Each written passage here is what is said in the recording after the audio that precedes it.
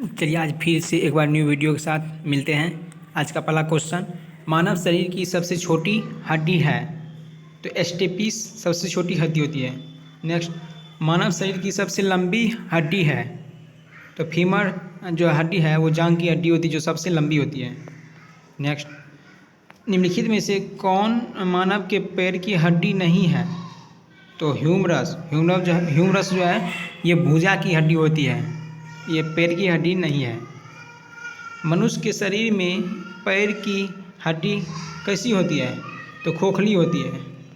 Tibia नामक हड्डी किस में पाया जाता है तो टांग में पाया जाता है। मानव शरीर के किस अंग की हड्डी सबसे लंबी होती है तो जांघ की हड्डी जो है सबसे ज़्यादा लंबी होती है, जिसे फीमर कहते हैं।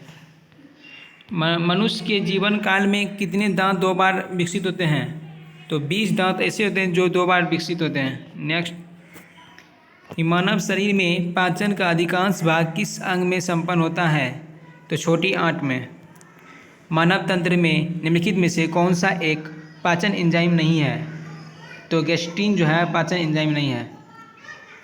मानव शरीर में निम्नलिखित में से कौन सा रक्त कैल्शियम और फास्फेट को विनियमित करता है तो परावर्तु हार्मोन।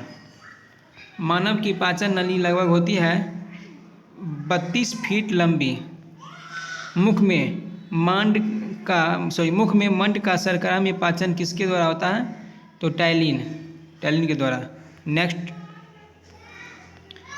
पाचन तंत्र का हिस्सा नहीं होता है कॉर्निया आँख का हिस्सा होता है, ये पाचन तंत्र का हिस्सा नहीं है। दुग्ध प्रोटीन को पचाने वाला एंजाइम है रेनिन है। अधिकतम पोषक तत्व रक्त में कहाँ से अवशोषित किए जाते हैं छोटी आंत से। लार में कौन सा एंजाइम पाया जाता है तो लार में टाइलिन नामक एंजाइम पाया जाता है। नेक्स्ट,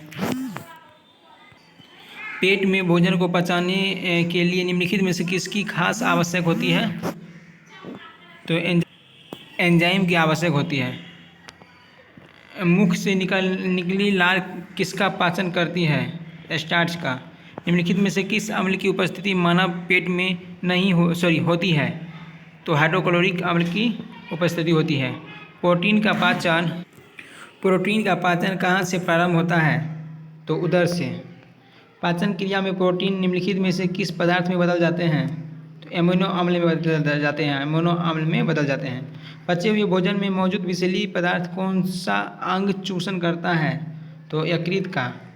पित्त निम्न में से किसके द्वारा पैदा किया जाता है तो यकृत के द्वारा। पित्त जमा होता है कहाँ तो पित्ताशय में। नेक्स्ट, सर्वप्रथम रक्त परिसंचरण तंत्र का अध्ययन किसने किया था तो हार्वे ने किया था। पेसमेकर का संबंध किससे है हृदय से। गति प्रेरक किससे संबंधित है हृदय से। निम्नलिखित में से किसकी भित्तियों पर रक्त द्वारा डाले गए दबाव को रक्तदाब कहते हैं तो धमनी। सोते समय रक्तदाब में क्या परिवर्तन होता है तो घटता है और दौड़ते समय बढ़ता है।